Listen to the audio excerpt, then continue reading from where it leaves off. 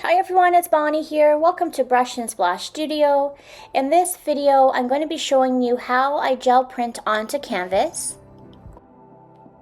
Okay, so I'm starting off by using a 5x7 canvas, and I'm just priming it with a layer of burnt umber, and I'm applying a few coats, and I'm going to let this dry completely before I move on to the next step.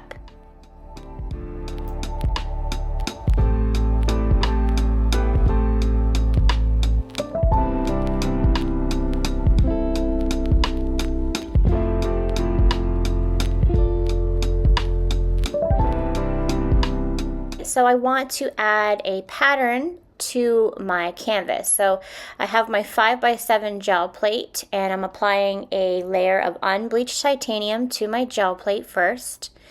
And then I'm going to be using some lace to add some texture.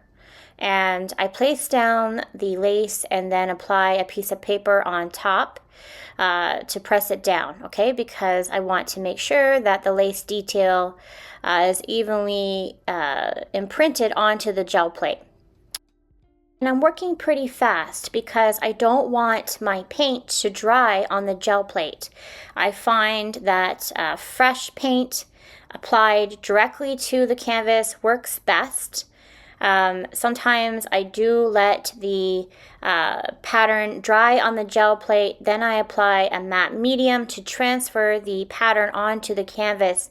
But that technique, in my opinion, doesn't work as well as this technique, and I've tried this multiple times through the years. I applied my gel plate directly to my canvas. You can try the other way around and see what works best for you. But what's most important is that you make sure your canvas makes contact with your gel plate. So I'm pressing it down. I'm using a glue stick for, the area in between the frame.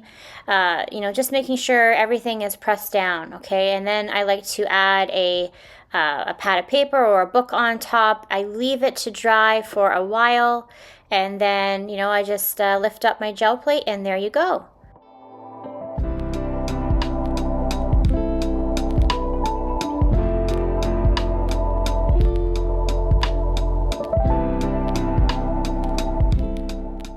Here I am applying a tree stencil, and I'm using the color blue-gray, and I'm using a makeup sponge to apply the paint, and I'm just applying a very small amount at a time to avoid any smudging issues. I wanted to add a few cardinals to my branches, so I made this small cardinal stencil using my cutting machine.